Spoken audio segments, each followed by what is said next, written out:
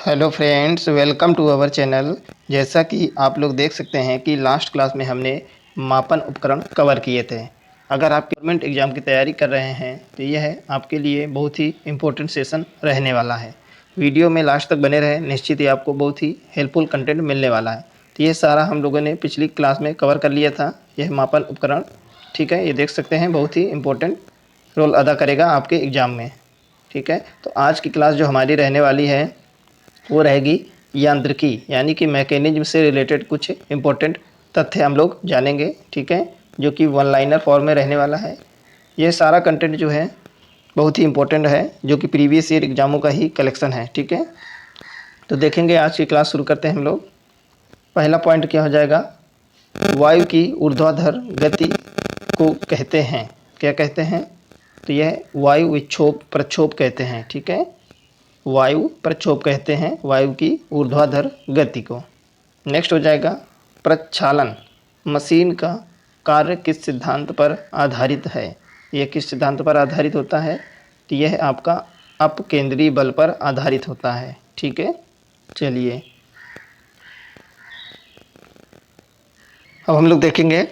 देखिए फ्रेंड्स, यह रोजगार पब्लिकेशन की बुक है, जो कि आपके लिए बहुत ही इंपॉर्टेंट रहने वाली है। बहुत ही अच्छा कंटेंट इसमें दिया गया है सिस्टमेटिक तरीके से, तो आप लोग निश्चित ही इससे हेल्प लीजिए। ठीक है, प्लेलिस्ट में सारे वीडियो पड़े हुए हैं, आप लोग उनको जाके ज़रूर देखें 1 मिनट का समय निकाल के। आपके लिए रेलवे की जो PYQ होती है, प्रीवियस ईयर क्वेश्चंस का बेहतरीन कलेक्शन, साइंस का और GS का दोनों आपको कवर कराए जाएंगे। ऑलरेडी वीडियो अपलोड की जा रही हैं, तो प्लेलिस्ट में जाके आप लोग देख सकते हैं। तो जो भी रेलवे ने आज तक पूरे एग्ज़ाम कराए हैं, जितने भी क्वेश्चन साइंस के पूछे हैं, वो भी आपको कवर कराया गया है, कवर कराया जा रहा है। ठीक है, और जो GS के क्वेश्चन कराए गए हैं आज तक RRB द्वारा, तो वो भी सारे क्वेश्चंस कराए जा रहे हैं। ठीक है, तो उनकी क्लासेस शुरू हो चुकी हैं, आप लोग प्लेलिस्ट में जाके देख सकते हैं। ठीक है, चलिए तो देखते हैं हमारा नेक्स्ट पॉइंट क्या हो जाएगा। नेक्स्ट पॉइंट है संवेग परिवर्तन की दर किसके बराबर होती है, तो यह बल के बराबर होती है। ठीक है, P बराबर mv होता है। ठीक है, संवेग परिवर्तन की दर। नेक्स्ट देखेंगे, दूध मथने के पश्चात क्रीम का दूध से पृथक हो जाने का कारण क्या है, तो यह कारण होता है अपकेंद्री बल। नेक्स्ट हो जाएगा, रॉकेट किस सिद्धांत पर कार्य करता है, तो यह संवेग संरक्षण के सिद्धांत पर कार्य करता है। ठीक है, नेक्स्ट हो जाएगा, कमानी तुला किस सिद्धांत पर कार्य करता है, तो यह हुक के नियम पर कार्य करता है कमानी तुला। ठीक है, नेक्स्ट देखेंगे क्या हो जाएगा पॉइंट आपका, जेट इंजन किस सिद्धांत पर कार्य करता है, तो यह रैखिक संवेग संरक्षण के सिद्धांत पर कार्य करता है। देखेंगे अगला क्या हो जाएगा, सरल आवर्त गति के दोलन में किसकी आवश्यकता होती है, तो यह प्रत्यास्थता एवं जड़त्व दोनों की आवश्यकता होती है। नेक्स्ट देखेंगे हम लोग, प्रक्षेप गति की दीर्घतम परास प्राप्त करने के लिए अधिकतम कितने कोण की आवश्यकता होगी, तो 45 डिग्री सबसे ज़्यादा दीर्घतम परास प्राप्त करने के लिए कोण की आवश्यकता होती है। अगर आप किसी चीज़ को 45 डिग्री पे फेंकते हैं, 45 डिग्री का एंगल बना के, तो वह ज़्यादा दूरी तक वो जाती है। ठीक है, ज़्यादा दूरी तय करती है। नेक्स्ट देखेंगे, न्यूटन का प्रथम नियम किसे परिभाषित करता है, तो यह बल को परिभाषित करता है। ठीक है, नेक्स्ट हो जाएगा, गति के प्रथम नियम को अन्य किस नाम से जाना जाता है, तो गैलीलियो का प्रथम नियम या जड़त्व के नियम से जाना जाता है। तो गति के प्रथम नियम को गैलीलियो का नियम या जड़त्व का नियम नाम से भी जाना जाता है। ठीक है, देखेंगे इस पिंड के संवेग और वेग के अनुपात से प्राप्त मान क्या कहलाता है, तो किसी पिंड के संवेग और वेग के अनुपात से प्राप्त मान द्रव्यमान कहलाता है। ठीक है, चलिए देखते हैं नेक्स्ट पॉइंट क्या हो जाएगा, एक समान वृत्तीय गति पर त्वरण, तो एक समान रहता है। ठीक है, एक समान वृत्तीय गति पर त्वरण जो होता है वो एक समान रहता है। नेक्स्ट हो जाएगा किसकी उपस्थिति के कारण ब्लैक बोर्ड तथा कागज पर लिखना संभव है। तो घर्षण की वजह से हम ब्लैक बोर्ड तथा कागज पर लिख पाते हैं। नेक्स्ट पॉइंट देखेंगे, त्वरण ज्ञात करने का सूत्र है। तो त्वरण ज्ञात करने का सूत्र क्या होता है, A बराबर V minus you upon T होता है। ठीक है, जहाँ पर आपका A त्वरण है, V अंतिम वेग है और U जो है प्रारंभिक वेग है, T जो है आपका समयांतराल है। ठीक है, नेक्स्ट देखेंगे, सड़क पर चलने की अपेक्षा बर्फ़ पर चलना कठिन क्यों है। तो क्यों है, क्योंकि बर्फ़ में सड़क की अपेक्षा घर्षण कम होता है। ठीक है, नेक्स्ट देखेंगे, अंतरिक्ष से गिरता हुआ पिंड पृथ्वी के वायुमंडल में प्रवेश करने पर क्यों जल उठता है। तो वायु के घर्षण के कारण जलने लगता है वह। नेक्स्ट हो जाएगा, ग्रही पिंडों की परिक्रमण गति में प्रभावी बल है। तो क्या है, तो अभिकेंद्रीय बल है। नेक्स्ट हो जाएगा, तेल से अंशतः भरा हुआ टैंकर समतल सड़क पर एक समान त्वरण से जा रहा है। तेल का पृष्ठ होगा, कैसा होगा पृष्ठ, तो परवलयिक वक्राकार होगा। ठीक है, नेक्स्ट देखेंगे,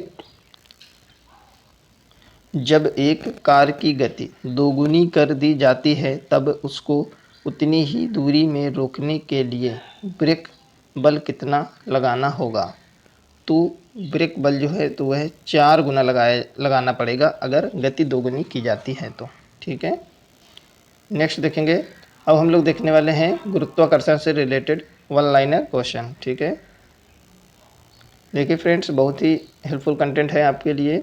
अगर आपको पसंद आ रहा है तो आप लोग निश्चित ही सब्सक्राइब कर लें इस चैनल को, अगर चैनल पे नए हैं तो, क्योंकि बहुत ही अच्छा कंटेंट आपके लिए पीछे भी आ चुका है और आगे भी बहुत ही हेल्पफुल कंटेंट आपके लिए आने वाला है। ठीक है, तो आप लोग चैनल को सब्सक्राइब कर लें, ज़्यादा से ज़्यादा लोगों के साथ में इस कंटेंट को शेयर करें। ठीक है, ताकि अदर लोग भी इसका लाभ उठा सकें। देखेंगे, पहला पॉइंट क्या हो जाएगा, चंद्रमा की सतह से पलायन वेग पृथ्वी की अपेक्षा कम होता है। क्यों, क्योंकि चंद्रमा की त्रिज्या पृथ्वी की त्रिज्या से कम है। ठीक है, नेक्स्ट पॉइंट देखेंगे, पृथ्वी के किस स्थान पर किसी पिंड का भार सर्वाधिक होता है। तो कहाँ होता है, तो यह ध्रुवों पर होता है। ठीक है, नेक्स्ट देखेंगे,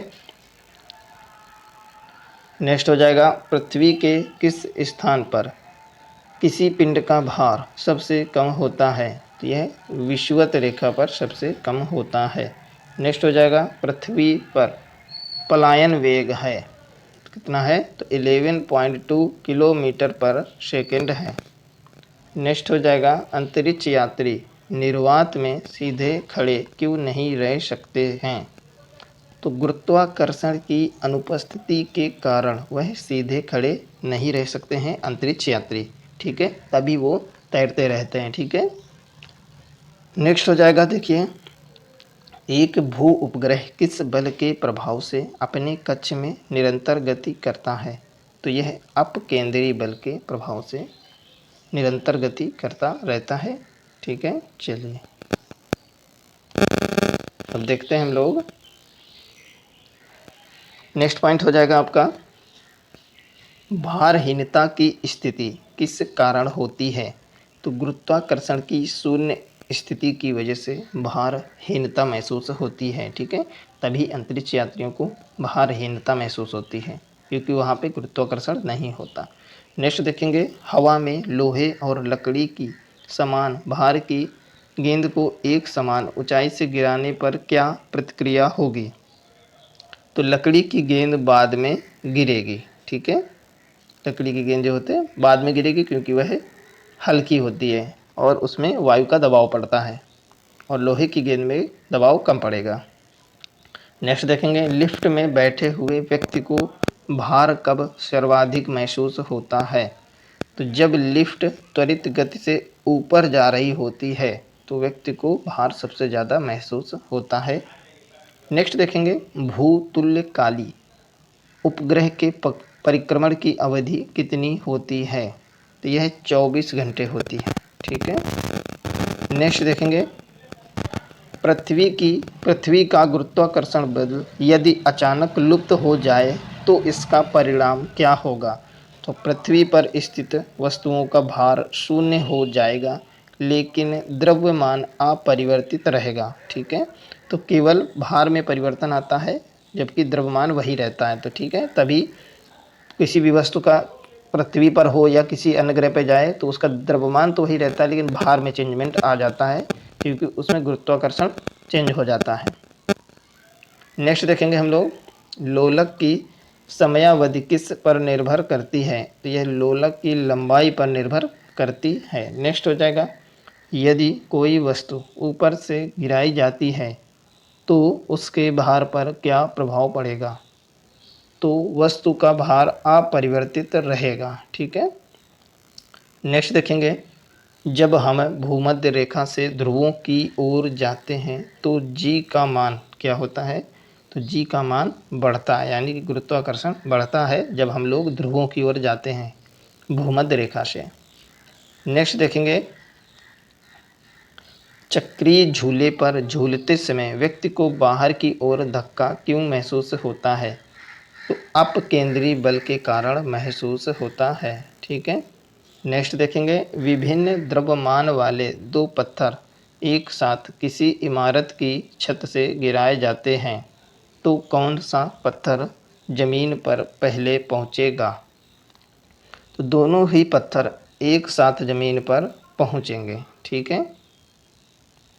नेक्स्ट हो जाएगा, यदि पृथ्वी और सूर्य के मध्य की दूरी दोगुनी होगी तो सूर्य द्वारा पृथ्वी पर गुरुत्वाकर्षण बल क्या होगा?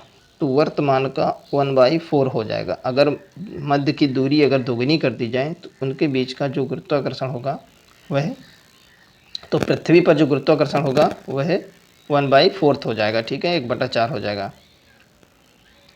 चलिए